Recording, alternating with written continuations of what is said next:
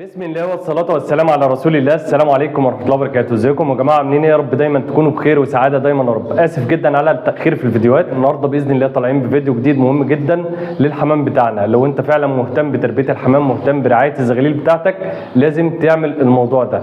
عندنا الحمام ما بيبيضش، الحمام بيكسر البيض بتاعه، الحمام بيضرب في الزغاليل او بيعور الزغاليل بتاعته. دي حالة من الحالات اللي احنا هنتكلم عليها وليس نتف ريش الزغاليل.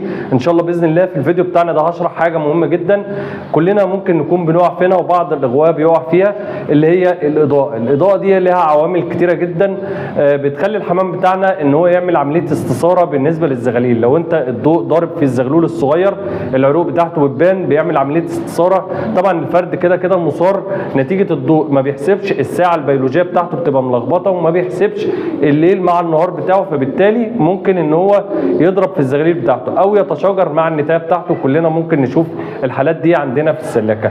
الحاجه الثانيه ممكن ان هو الفرد لو راقد على حصى ولا حاجه ما بيحسبش طبعا الوقت بتاع الخروج البيضه.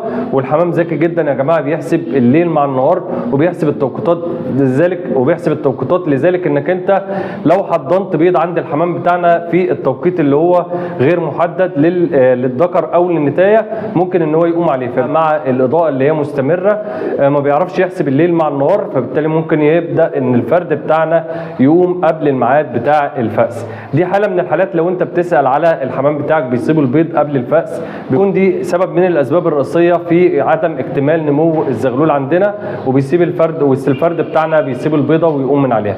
الحاجه الثانيه والاخيره، البيض برده لو بيتكسر في البدايات، برده دي بتكون نتيجه التشاجر مع الذكر مع النتايه، بيكون سببها الاضاءه. الاضاءه كمان يا جماعه من العوامل اللي هي بتأذي الفرد بتاعنا وبتخليه دايما فعلا في حاله استثاره نتيجه طبعا عدم حسبان للساعه البيولوجيه بتاعته. فالاضاءه لو انت هتبدا انك انت تطلع تكلف جاي من شغلك متاخر ولا حاجه وبتكلف للحمام بتاعك، تطفي النور بعد ما تنزل. دي حاجه مهمه من الحاجات اللي انا دايما اتكلم عليها، وبقول ان الاضاءه مش هي العامل الاساسي في زياده الانتاج، عشان بعض الناس بتفتكر ان الاضاءه ليل مع نهار هي دي اللي بتزود الانتاج، ولكن ده حاجه مهمه جدا لازم اتكلم عليها ولازم ان انا انوه عليها. لازم طبعا نهتم يا جماعه بالفيتامينات والاملاح المعدنيه برضو عشان نتف ريش الزغاليل. نتف ريش الزغاليل ده بيكون سبب من الاسباب الرئيسيه ان هو عدم وجود التمليح عند فرد الحمام بتاعنا، اللي هو بيدور عليه على الاسطح، بيدور عليه في جدران الحيطه. لو انت السلاكه عندك برضو لازقه، هتلاقي الفرد دايما بينقر في جدران الحيطه من بين السلاكه. ده سبب من الاسباب الرئيسيه اللي هي بيكون برضو سببها افتراس ريش الزغاليل للحمام بتاعنا. يبقى اتكلمنا عن الاستثاره، دي بيكون سببها النور. الافتراس اللي هو بتاع ريش الزغاليل بيكون سبب عدم وجود التحديق عند الحمام بتاعنا. الاضاءه من العناصر اللي هي ممكن تضيع مننا الانتاج، فعشان كده يا ريت نخف شويه من موضوع الاضاءه عند الحمام بتاعنا، خاصه ان الاضاءه كمان ممكن تسبب مرض الجدري نتيجه ان الهاموش او الناموس البعوض اللي هو بيتلم بيخش من النوافذ عندنا اللي هي السلك الواسع ده. ممكن ده طبعا بيكون في المكان عندنا بيقرص الزغلول الصغير، وبعد كده يبدا ينقل بيقرص تاني زغلول بعده، بعد كده بينقل له مرض زي مرض الجدري.